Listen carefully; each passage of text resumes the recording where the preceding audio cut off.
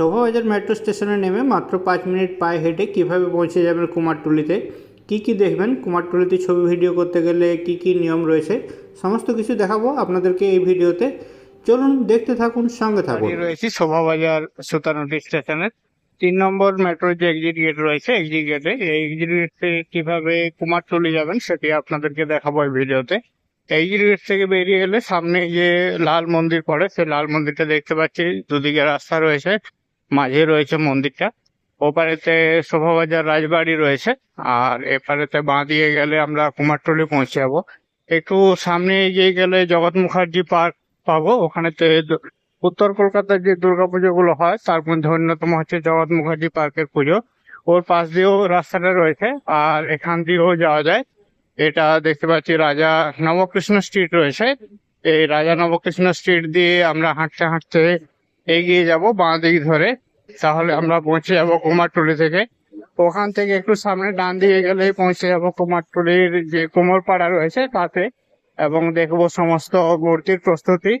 চলুন যাওয়া যাক, সঙ্গে থাকুন, দেখতে থাকুন। এখানে তো বাঁ দিকে রয়েছে কলকাতা পৌর সংস্থা নরেন্দ্র কৃষ্ণ দেব পার্ক, এবং ডান দিকে রয়েছে সৎসঙ্গের যে অফিস, সেই অফিস। এই যে সাদা বিল্ডিংটা দেখতে পাচ্ছি, এটা সৎসঙ্গের অফিস রয়েছে। আমরা সোজা এগিয়ে যাব সামনের দিকে। এখানেতে পাঞ্জাব ন্যাশনাল ব্যাংকের একটা বোর্ড দেখতে পাচ্ছি। পাশে একটা বেশ সুন্দর গণেশ মূর্তি রয়েছে, আপনাদেরকে গণেশ মূর্তিটা দেখাচ্ছি। আগামী মাসে 14 তারিখে রয়েছে গণেশ পুজো, গণেশ প্রতিমাও দেখাবো আপনাদেরকে। গণেশ ঠাকুরটা দেখে আপনাদের কেমন লাগছে অবশ্যই কমেন্ট করে জানাবেন। ওম গং গণেশায় নমঃ। সিদ্ধিদাতা গণেশ আমরা দেখতে পেলাম। পাশে দেখতে পাচ্ছি এখানেতে একটি বুদ্ধদেবের মূর্তি রয়েছে। এভাবে অনেক দেবদেবীর মূর্তি এখানেতে রাস্তার উপরে রয়েছে। ডান দিক বাঁ দিক যাবো না, আমরা সোজা রাস্তা ধরে এগিয়ে যাব। এগিয়ে যাচ্ছি। এখানে রাস্তার ডান দিকে একটু নিলাম, এখানেতে আমরা পুরীর মন্দিরের আদলে তৈরি একটি ছোট্ট সুন্দর মন্দির দেখতে পাচ্ছি, যেখানেতে ভগবান জগন্নাথ, বলরাম এবং সুভদ্রা তিনটি সুসজ্জিত মূর্তি রয়েছে। নতুন কলেবরে সাজানো হয়েছে মূর্তিগুলো, দারুণ লাগছে দেখতে। জয় জগন্নাথ, জয় জগন্নাথ। দেখতে পাচ্ছি সুন্দর করে গয়না পরিয়ে সাজিয়ে রাখা রয়েছে। ডান দিকেতে ভগবান জগন্নাথ, আর বাঁ দিকেতে বড় ভাই বলরাম, মাঝে বোন সুভদ্রাকে দেখতে পাচ্ছি। একটু আপনাদেরকে দেখাচ্ছি, অপূর্ব লাগছে। আপনাদের কেমন লাগছে অবশ্যই কমেন্ট করে হলে চ্যানেলটিকে সাবস্ক্রাইব করে আমাদের সাথে থাকুন, দেখতে থাকুন, সঙ্গে থাকুন। আমরা একটু ডান দিকে এসেছিলাম, ওখান থেকে আবার যে মেন রাস্তা ছিল সেই মেন রাস্তা ধরে এগিয়ে যাব। এখানে ডান দিকেতে এগিয়ে যাব। এভাবে রাস্তার ধারে অনেকগুলো ঠাকুর রয়েছে কুমারটুলি যাওয়ার রাস্তাতে, সেগুলোই আপনাদেরকে দেখাতে চেষ্টা করছি। এখানেতে দেখতে পাচ্ছি নারকেলের আখের রস বার করা হচ্ছে। সোজা রাস্তা দিয়ে এগিয়ে গেলে বাঁ দিকে করে রাস্তা অনেকগুলো কামারশালা দেখতে পাওয়া যায়, যেখানেতে ছুরি কাঁচি এই সমস্ত ধার দেওয়া হয়, সেগুলো আপনাদেরকে দেখাবো, দেখতে থাকুন, সঙ্গে থাকুন। বাঁ দিকে যে রাস্তাটা চলে গেছে সেটা জগবন্ধু মদক রোড রয়েছে। এখানে ডান দিকের রাস্তাগুলো যেগুলো রয়েছে সেগুলো দিয়েও যাওয়া যায়। আমি সোজা রাস্তা ধরে যাচ্ছি, এগিয়ে যাচ্ছি। এগুলো কামারশালা রয়েছে। শ্রাবণের সোমবারেতে শিবের গান চলছে এখানেতে। এখানেতে একটা মহাদেবের মন্দির রয়েছে, বেশ ছোটর মধ্যে সুন্দর মন্দির রয়েছে। এগিয়ে চলেছি আমরা, সামনেতেই পড়বে মেইন রোডটা, যেটাতে ট্রাম লাইন রয়েছে। যদিও এখন ট্রাম চলে না, লাইনটা এখনো রয়েছে। ওই রাস্তা দিয়ে এখান থেকে ডান দিকে নেব। বাঁ দিকে গেলে কুমারটুলি পার্ক পাবো, এবং ডান দিকে গেলে কুমারটুলি সর্বজনীন পাওয়া যায়। আর তার থেকে আরেকটু ডান দিকে নিলে জগৎ মুখার্জি পার্ক পাওয়া যায়। আমরা সোজা এগিয়ে যাচ্ছি মেন রোডের উদ্দেশ্যে। মেট্রো থেকে 4-5 মিনিট এগিয়ে আসার পরে দেখতে পাচ্ছি এখানেতে স্টেট ব্যাংকের শোভাবাজার শাখা যেটা রয়েছে, এখানেতে এসে আমরা ট্রাম লাইনের যে রাস্তাটা রয়েছে সেটা ধরবো। এদিকেতে বাঁ দিকে গেলে কুমারটুলি পার্ক পাওয়া যায়। আমরা ডান দিকে যাব, ডান দিকে গিয়ে তারপর একটা বাঁ দিকে গলি রয়েছে, সেই গলিতে ঢুকলেই সমস্ত ঠাকুরগুলো দেখতে পাওয়া যায়। রাস্তায় গাড়ি আসছে, একটু অপেক্ষা করছি। গাড়িগুলো পেরিয়ে যাওয়ার পরেও রাস্তাটা ক্রস করে নিলাম। এই মুহূর্তে রাস্তাটা ক্রস করে নিলাম। সামনের দিকে দেখতে পাচ্ছি ট্রাম লাইন রয়েছে, দূরেই দেখতে পাচ্ছি ঠাকুর তৈরির কাজ চলছে। এখানে যে দেখতে পাচ্ছি রাস্তার উপরেতে বিভিন্ন যে দেব দেবীর যে মাটির মূর্তি তৈরির কাজ, সেই কাজগুলো চলছে। অনেকগুলো ঠাকুর এখানেতে রাখা রয়েছে। এদিকে তো দেখতে পাচ্ছি বেশ কিছু গণেশ ঠাকুর, দুর্গা ঠাকুর, বিভিন্ন ঠাকুর ঠাকুরের কাজ চলছে।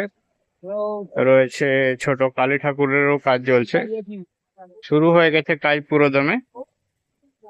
চলুন সামনের দিকে যাওয়া যাক, আরো অনেক ঠাকুর দেখতে পাবো আমরা। বাঁ দিকে যে রাস্তাটা ঢুকেছে এটা অভয় মিত্র স্ট্রিট রয়েছে। এখানেতে ওই কুমারটুলি পার্কে যে পুজোটা হয় সেই পুজোটা হয় এখানেতে। রাস্তার ধারে আরো অনেকগুলো ঠাকুর তৈরির জন্য জায়গা রয়েছে, যেখানেতে ঠাকুর তৈরি হয়। আর যখন ঠাকুর বিক্রি হয় তখন রাস্তার এখানেতে সমস্ত ঠাকুরকে রেখে তারপর বিক্রি করা হয়। রাস্তা দিয়ে বড় বড় লরিও পেরিয়ে আছে। এখানে আমরা বেশ সুন্দর একটা দেবী মনসার মূর্তি দেখতে পাচ্ছি। পিছনে আরেকটা মূর্তি রয়েছে যাতে ফেনা সমেত দেওয়া রয়েছে। আমরা এসে পৌঁছে গেছি। আর একটু আগে গিয়ে ডান দিয়ে গেলেই জগৎ মুখার্জি পার্ক পড়ে। জগৎ মুখার্জি পার্কে না গিয়ে আমরা এখান থেকে বাঁ দিকে ঢুকে যাব। এটাই কুমারটুলির মেন এন্ট্রি রয়েছে। এই দোকানগুলোতেও পরে পরে সমস্ত ঠাকুর বিক্রি হয়। প্রথমে যে দোকানপাটগুলো রয়েছে তাতে ঠাকুর সাজানোর যে জিনিসপত্রগুলো, সেই জিনিসপত্রগুলো এখান থেকে পাওয়া যায়। আর পাশাপাশি ঠাকুর তৈরিরও অনেক দোকানপাট রয়েছে এখানেতে। যেমন দেখতে পাচ্ছি এখানে মুরারি মোহন পাল বলে একজন শিল্পীকে দুর্গা ঠাকুর তৈরি করতে। এখানেতে দুর্গা ঠাকুরের কাজ অনেকখানি এগিয়ে গেছে। সাথে জল মাটির প্রলেপ দেওয়া হচ্ছে, যেগুলো সমস্ত শুকিয়ে টুকিয়ে গিয়েছে সেগুলো ঠিক করা হচ্ছে। এখানে দেখছি নরেন্দ্রনাথ পাল অ্যান্ড সন্সের একটি স্টুডিও রয়েছে, যেখানেতে ঠাকুর তৈরির কাজ চলছে। ঠাকুরের হাতের যে আঙুলগুলো, সে আঙুলগুলো জুড়ে দেওয়া হচ্ছে। বাইরেতে বেশ কিছু গণেশ ঠাকুরও রয়েছে। এখানেতে জয়ন্ত বড়ুয়া সনাতন পাল শিল্পালয় রয়েছে, যেখানেতে অনেকগুলো ঠাকুর রয়েছে। অনেক মানুষজন আসছেন যারা ঠাকুরগুলোকে বুক করার জন্য, দেখার জন্য। এখানেতে বেশ সুন্দর একটি ছোট একচালার দুর্গা ঠাকুর তৈরির কাজ দেখতে পাচ্ছি। সুন্দর করে তৈরি করা হচ্ছে। এখানেতে বেশ কিছু রেডিমেড ঠাকুর রয়েছে, যেগুলো সমস্ত প্লাস্টিকের কাভার করে রাখা হয়েছে। এভাবে অনেকগুলো পরপর দোকান রয়েছে। এখানেতে সাজানোর যে দোকান, সে দোকান রয়েছে। প্রত্যেকটি স্টুডিওতেই কাজ চলছে। শিল্পীরা তাদের নিজেদের যে কাজগুলো রয়েছে সে কাজগুলো করে যাচ্ছেন। আমরা পৌঁছে গেছি কুমারটুলির একদম ভিতরেতে। ঘুরে বেড়াচ্ছি আমরা কুমারটুলির অলিগলিতে। এখানেতে এই ধরনের ঠাকুর তৈরির প্রচুর দোকানপাট রয়েছে, যেখানে রেডিমেড ঠাকুরও পাওয়া যায় এবং ঠাকুর তৈরিও হয়। এখানে দেখতে পাচ্ছি ফাইবারের বিভিন্ন ধরনের ঠাকুর তৈরি হচ্ছে। বিভিন্ন ধরনের মূর্তি তৈরির কাজও চলছে। ছোট ছোট ঠাকুরও পাওয়া যাচ্ছে। এখানেতে মাটির ছোট ছোট ঠাকুর রয়েছে। শিল্পীদেরকে এখানেতে কাজ করতে দেখতে পাচ্ছি। এখানেতে বেশ কিছু গণেশ ঠাকুরের কাজ চলছে। ঠাকুরগুলো সুন্দর করে এখানেতে রাখা রয়েছে। এদিকে ডান দিকে যে গলিটা রয়েছে, গলিটাতেও পুরো ঠাকুর দেখতে পাওয়া যায়। আর সামনে গিয়েও ডান দিকে আরেকটা গলি রয়েছে, যেখানে তো সব ঠাকুরদের দেখতে পাওয়া যায়। আমরা এগিয়ে চলেছি কুমারটুলির অলিগলিতে আপনাদেরকে এই ঠাকুরগুলো দেখানোর জন্য। দেখতে পাচ্ছি রাস্তার ধারেও বেশ কিছু ঠাকুরকে রাখা হয়েছে রোদ্দুরেতে শুকনো করার জন্য। দেখতে থাকুন, সঙ্গে থাকুন। কেমন আছেন? ভালো আছে। তারপর পুজো তো এসে গেল, আর বেশি দিন বাকি নেই। না, আর বেশি দিন বাকি নেই, 90 দিনের মতো বাকি আছে। 90 দিনের মতো বাকি রয়েছে। এখন আপনার দোকানেতে কি কি ধরনের ঠাকুর পাওয়া যাচ্ছে? এখন যেহেতু শ্রাবণ মাসে শিবলিঙ্গের পুজো হয়, তো যেটা মাস্ক বলা হয় শিবের যে মাস্কগুলো থাকে বা মূর্তিগুলো থাকে সেগুলো পাওয়া যাচ্ছে। সেগুলো এখন পাওয়া যায়। এখানেতে যে একটা এই সাদা মূর্তি দেখতে পাচ্ছি, এটা কিরকম দাম রয়েছে? প্রথমে এটা রয়েছে 450 টাকা করে স্টার্ট হয়। আচ্ছা, কালার ডিজাইন হয়। কালার ডিজাইন অনুযায়ী দাম আলাদা হয় কি? না, একই রেটে হয়। এগুলো 450 টাকা করে রয়েছে। আর এখানে যে শিব দুর্গার যে মূর্তিটা দেখতে পাচ্ছি, এটা সবথেকে বড় আছে 800 টাকা, আর এই আচ্ছা। সাইজেরই যদি নেন 450 টাকা। আচ্ছা, দু রকম সাইজ আছে। যেটা ছোট সাইজ রয়েছে সেটা 450 টাকা, আর যেগুলো বড় সাইজ রয়েছে সেটা 800 টাকা দাম রয়েছে। 3-4 রকম সাইজ হয়। এই আচ্ছা। পরের সাইজ আছে এইটা, তারপরের সাইজ আছে আরেকটা, তারপরে এটা সবথেকে বড়। আচ্ছা, এটা সব থেকে বড় রয়েছে। বাহ, ঠাকুরগুলো প্রত্যেকটাই দেখতে খুব সুন্দর। এগুলো কি ছাঁচের ঠাকুর রয়েছে কি মাটির বানানো ঠাকুর রয়েছে? ছাঁচেরই, সবারই একটা করে মোল্ডটা, যত ঠাকুর হয় তারই। তারপর আচ্ছা। হাতে তুলে ফিনিশিং করে বসে মেজে ময়শ্চারাইজ করার পর তারপর পিছনে যে ঘর সাজানোর জন্য যে বিভিন্ন ঠাকুরগুলো আমরা দেখতে পাচ্ছি, এই ঠাকুরগুলো কেমন দাম হয়? এইগুলো স্টার্টিং যদি মাটি নেন কম দামের হয় 200 টাকা 150 টাকার মধ্যে হয়ে যায়। মাটিরগুলো? হ্যাঁ, আর এইগুলো যেগুলো আছে এগুলো থিম প্যাটার্নে ফাইবার ডিজাইনের আছে। আচ্ছা ঠিক আছে, এগুলো সব ফাইবার আছে। এগুলো আপনি গিফট আইটেম বা ঘরে সাজিয়ে রাখার জন্য এগুলো সব। এগুলো আপনার 650 দিয়ে স্টার্ট হয়। আচ্ছা, সাইজ আর কাজ অনুযায়ী রেট বাড়তে থাকে। মানে ছোটগুলো যেগুলো আছে 650 টাকা থেকে চালু হয়।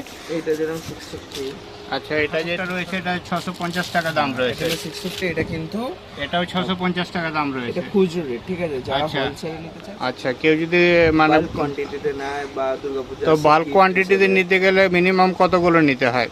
আপনি 6টাও নিতে পারেন 12টাও নিতে পারেন। 6টাও নিতে পারেন, 12টা নিতে পারেন। সেক্ষেত্রে রেট কি হবে? এটা আপনার তখন 450 তে চলে আসবে। 450-তে চলে আসে, 200 টাকা কম লাগবে। ঠিক। আর দু একটা ঠাকুর যদি দেখাও একবার।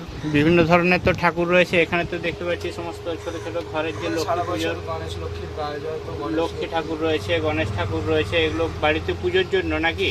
হ্যাঁ, এগুলো কেমন দাম হয়? এগুলো স্টার্টিং 110 টাকা দিয়ে হয়। 110 টাকার থেকে পাওয়া যাচ্ছে, মানে তো সস্তাই বটে। ঘরে মন্দিরে রেখে পুজো করার জন্য তো এগুলো ভালো। এগুলো যেগুলো একটু বড় সাইজের গণেশ ঠাকুরগুলো রয়েছে, এগুলো কি দাম রয়েছে? 600 টাকা পেয়ার। মানে 600 টাকা। গণেশ লক্ষ্মী দুটো একসাথে 600 টাকা পড়বে। আর এই যে এগুলো ভালো করে একটু ডেকোরেশন রয়েছে, দেখতে কালারফুল 550 রয়েছে। আছে, যেহেতু সাজ পরানো। যদি নর্মাল কাপড় দিয়ে নেন তো ওটা আপনার 450 টাকা। আচ্ছা, নর্মাল কাপড় হলে দামটা একটু কম হয়, সাজ করানো হলে একটু বেশি হয়। আর এখানে এগুলো কি সব কাপড়ের রয়েছে? হ্যাঁ, ওগুলো 800 850 টাকা আছে। 800 850 টাকা করে দাম রয়েছে। ডিফারেন্ট কাজ আছে, ডিফারেন্ট দাম আছে। আচ্ছা, বলছি দাদা, তোমার দোকানের কি নাম রয়েছে? আমার দোকানের নাম মা তারা স্টোর্স, আমার নাম সায়ন। আর যদি আমার সাথে কন্ট্যাক্ট করতে হয় তো আমার কন্ট্যাক্ট নাম্বার হলো 8100 8100 23 23 9815। 9815। আরেকবার কন্ট্যাক্ট নাম্বারটা বলবে? 8100 8100 23 23 9815। 9815। কিছু যদি কোশ্চেন থাকে বা যদি কেউ কিনতে চান তাহলে দাদার সাথে যোগাযোগ করতে পারেন হোয়াটসঅ্যাপের থ্রু দিয়ে। তারপর এখান থেকে এসে আপনাদেরকে সংগ্রহ করতে হবে কি অনলাইনে পেমেন্ট করেও আপনারা ডেলিভারি করেন?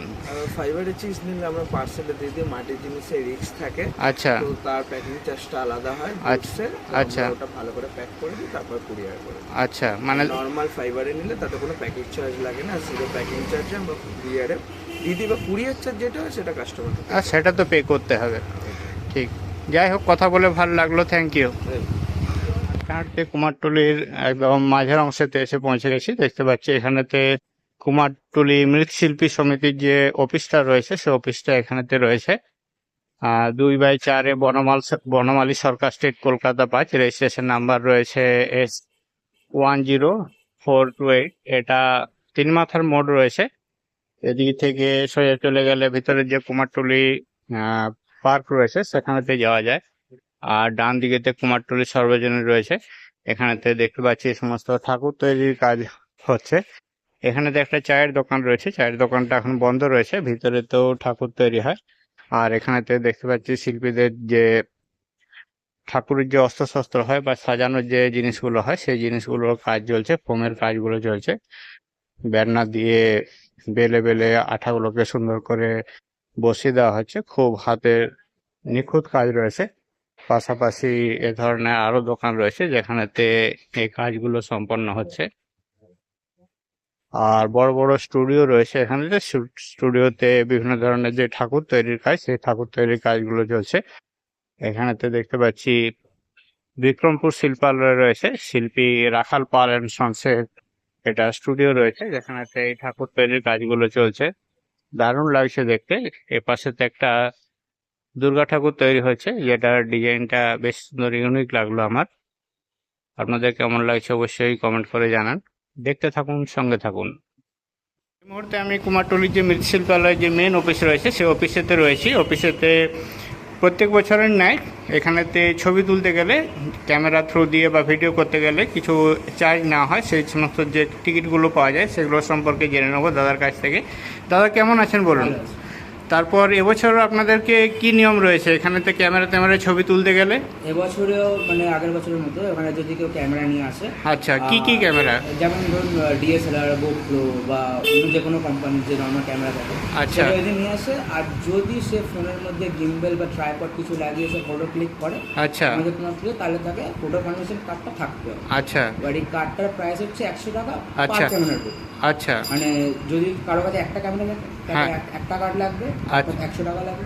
আচ্ছা। কারো কাছে দুটো থাকলে 2টা কার্ড লাগবে। আচ্ছা। এরকম ক্যামেরার প্রতি কার্ড হিসেবে আর কার্ড 100 টাকা। কার্ডের ভ্যালিডিটি কি থাকবে? এটা পরের বছর রত অব্দি ভ্যালিডিটি আছে। বলছি একজন কেউ ধরুন কার্ড নিল, সেই কার্ড অন্য কাউকে ট্রান্সফার করে দিল, সে এলে সেক্ষেত্রে কি ওই কার্ডটা কাজে লাগবে? তাকে প্রেজেন্ট থাকতে হবে, তার সাথে আসতে হবে। আচ্ছা। যার নামে কার্ডটা কাটা হচ্ছে, যার নামে ইস্যু হবে তাকে সঙ্গে থাকতে হবে। আর অনেক সময় দেখা যায় সাথে কার্ড থাকলেও স্টুডিওতে কাজের এত বেশি ব্যস্ততা থাকে, স্টুডিও থেকে অ্যালাউ করে না ছবি বা ভিডিও করার জন্য, কেননা অনেক চাপ থাকে শেষ দিকেতে, অনেক চাপ থাকে, সেই জন্য তখন মাইকে করেও অ্যানাউন্স করা হয়। সেক্ষেত্রে কি করণীয়? আর সেক্ষেত্রে করণীয় হচ্ছে মানে ধরুন সে কাজ করছে, হ্যাঁ। এবার কেউ তাকে তার কাজে ব্যাঘাত করে দেওয়া ছবি, সেখান থেকে সে বান করে, সেখানে কিন্তু আমাদের কিছু বলার নেই। এবার এমনি সময় সে ফাঁকা আছে, আপনারা ছবি তুলছেন, দ্যাটস এনাফ, কিন্তু তার জন্য কার্ডটা ম্যান্ডেটরি। ঠিক। আপনারা দেখি মাঝে মধ্যে অনেক মানে সময় সেবামূলক কাজও করেন, যেমন মানুষের চিকিৎসা, ব্লাড ডোনেশন ক্যাম্প বা হেলথ চেক আপ, এই সমস্ত হয়ে থাকে। এগুলো কি আপনারা এখান থেকে অর্গানাইজ করেন? সেটা আমাদের সমিতির মেন এখান থেকে হয়। আচ্ছা। এখান থেকেই হয়, সমিতির যারা আরও কর্মকর্তারা আছে। এখানেতে যে বিভিন্ন ধরনের স্টুডিওগুলো রয়েছে, স্টুডিওগুলো মানে ম্যাক্সিমামেই মানে কাঁচা ইনফ্রাস্ট্রাকচার দিয়ে তৈরি, ম্যাক্সিমাম সব বাঁশ, ত্রিপল এ সমস্ত দিয়ে তৈরি। অদূর ভবিষ্যতে কি সরকারের থেকে এখানে কোনো ইনফ্রাস্ট্রাকচার তৈরির কোনো চিন্তাভাবনা রয়েছে? সেটা তো জানি না, সেটা বলতে পারবো না। এরকম কিছু খবর নেই। জানি। এখানে যে মানে জমির যাদের মালিকানা রয়েছে, তারা কি সমস্ত যা স্টুডিওগুলো রয়েছে তাদেরকে কি রেন্ট ভরে তাদের স্টুডিওগুলো চালাতে হয়? সেটা সম্পর্কে আমার জ্ঞান নেই। আচ্ছা, সেরকম কিছু জানকারি নেই। যাই হোক, তোমার সাথে টিকিটের ব্যাপারে কথা বলে ভালো লাগলো। ধন্যবাদ দাদা। Thank you. এই ভিডিওতে আপনাদের দেখাতে চেষ্টা করলাম শোভাবাজার মেট্রো স্টেশন থেকে কিভাবে কুমারটুলি আসবেন। আপনারা সরাসরি জগৎ মুখার্জি পার্কের পাশের রাস্তা দিয়েও আসতে পারেন। ভিডিওটি দেখে আপনাদের কেমন লাগলো কমেন্ট করে জানাতে ভুলবেন না। চ্যানেলটিতে নতুন হলে চ্যানেলটিকে সাবস্ক্রাইব করে সঙ্গে থাকুন। Thank you.